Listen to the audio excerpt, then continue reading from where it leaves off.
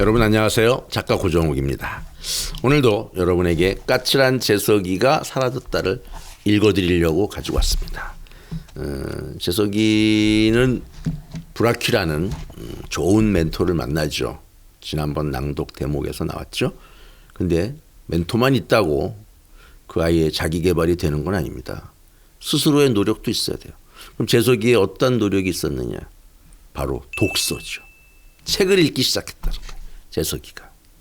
이게 굉장히 큰 변화입니다. 그러면 그 책은 어떻게 읽게 됐느냐? 바로 브라키의 손녀딸 절세 미인인 보담이와 그 밖에 있는 친구들 민성이와 향금이들이 도와주기 때문에 이제 책을 읽게 되고 손에 쥐게 되는 거죠.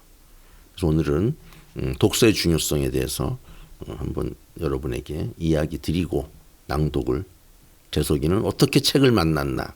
그래서 우리도 재석이처럼 책을 다시 한번 손에 잡는 계기를 만들어 봤으면 합니다. 읽어보겠습니다. 브라키는 보담이가 오면 10분씩 20분씩 대화를 나눌 수 있게 일부러 서예실에서 늦게 내려왔다. 그 시간은 보담이와 민성이 그리고 재석이 담소를 나누는 시간이었다. 그렇지만 공부 잘하는 보담과 둘의 대화 수준은 질적으로 차이가 많이 났다. 책 많이 읽어? 책? 만화책 많이 읽지. 후후후. 민성은 또 실없는 소리를 했다. 어느새 말을 놓게 되었지만 이런 격조 있는 대화에는 영 익숙하지 않았다. 최근에 책을 읽어본 적이 없었던 재석으로서는 부끄러웠다. 한 권쯤 책을 읽어서 보담이와 함께 대화를 나눴으면 좋았을 텐데 하는 생각이 들었다. 책을 읽지 않은 것에 대한 후회가 쓰나미처럼 밀려왔다. 너는 책 많이 읽니? 시간 날 때마다 읽으려고 해. 어렸을 땐 많이 읽었는데 크니까 시간이 없네. 대학 들어가면 또 많이 읽을 거야.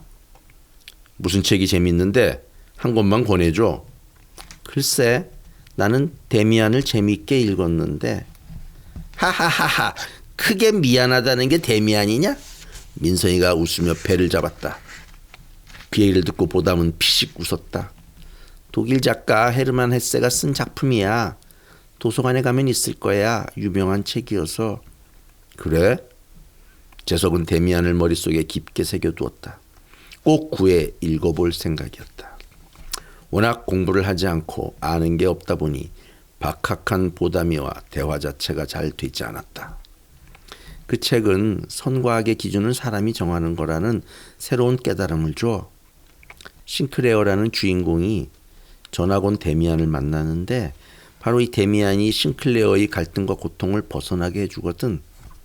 한 번도 싱클레어가 의심해 본 적이 없는 카인과 아벨이나 예수님이 십자가에 매달릴 때 옆에 있던 도둑을 전혀 다르게 바라볼 수 있다는 걸 알려줬어. 카인이 형인데 동생 죽인 거 아니야?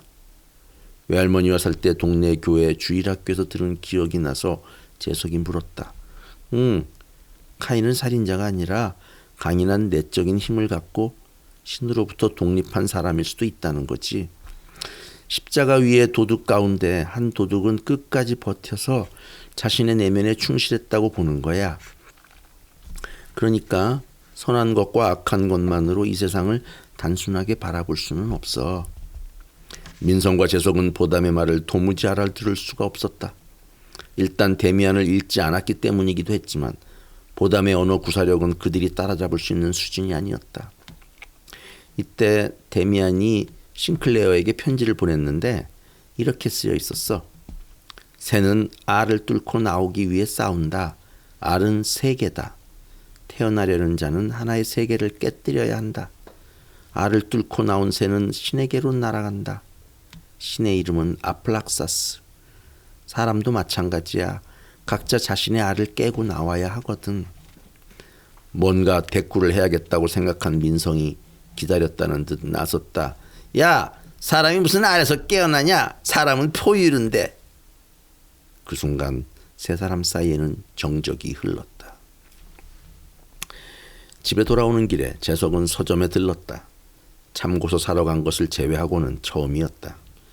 데미안은 여러 권 있었다. 가장 싸고 얇은 걸로 골라들고 읽기 시작했다. 데미안의 내용은 의외로 쉽게 와닿았다. 일찍 자려고 씻고 침대에 누웠지만 잠은 오지 않았다. 책이 너무 재미있었던 것이다. 어머, 웬일이니? 책을 다 읽고?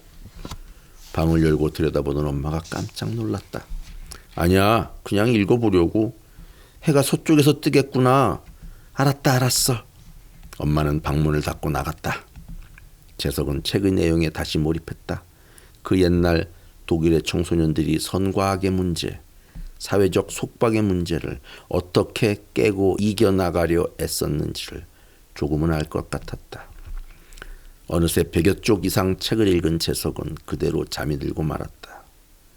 한참 뒤 과일을 깎아온 엄마는 조용히 불을 껐다.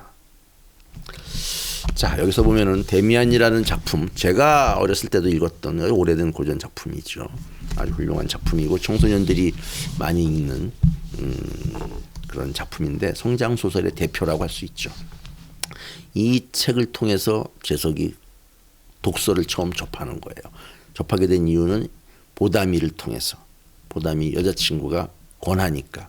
이렇게 좋은 책을 읽으려면 같이 읽는 사람이 좀 있어야 됩니다.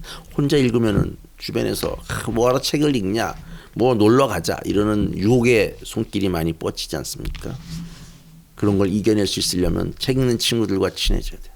함께 책을 읽고 권해주고 빌려주고 읽은 내용을 짧게라도 얘기 나누고 이러다 보면 우리가 책 읽는 즐거움을 알게 되고 책을 읽을 때 사람마다 생각이 다르다는 것을 이해하게 되는 겁니다. 그러면 그것이 바로 우리를 내적으로 성장하게 하는 것이고, 요즘 청소년들이 공부하느라고 삶에 대한 고민을 할 시간이 없잖아요. 누가 할 수 있느냐? 책에 있는 주인공들이 대신해 줄 수 있어요. 그들의 고민과 갈등을 통해서 내가 평소에 생각하지 못했던 고민을 대신함으로써 간접 경험에서 내가 성장하는 겁니다. 알에서 깨어나는 이야기를 우리가 언제 해보겠어요? 하지만 데미안에서 나왔기 때문에 나의 삶에서는 어떤 것이 알 껍질인가? 나는 알에서 깨어서 무엇이 되고 싶은 것인가? 이런 생각을 하게 해주는 거죠. 그래서 우리는 책을 마음의 양식이라고 얘기하는 겁니다. 물론 까칠한 재석이도 읽으면 여러분에게 마음의 양식이 될 겁니다. 재밌잖아요. 제가 써서가 아니라. 여러분 재밌으셨나요? 자, 다음에 또 이어질 재석이의 낭독 기대해 주시고요. 좋아요와 구독을 꾹 눌러주시면 제가 더 힘이 나서 더 많이 해드리도록 하겠습니다. 여러분 감사하고요. 시간 조절 잘 하셔서 공부, 독서, 운동, 취미, 친구 다 한 손에 쥐는 여러분 청소년들이 되기 바랍니다. 감사합니다.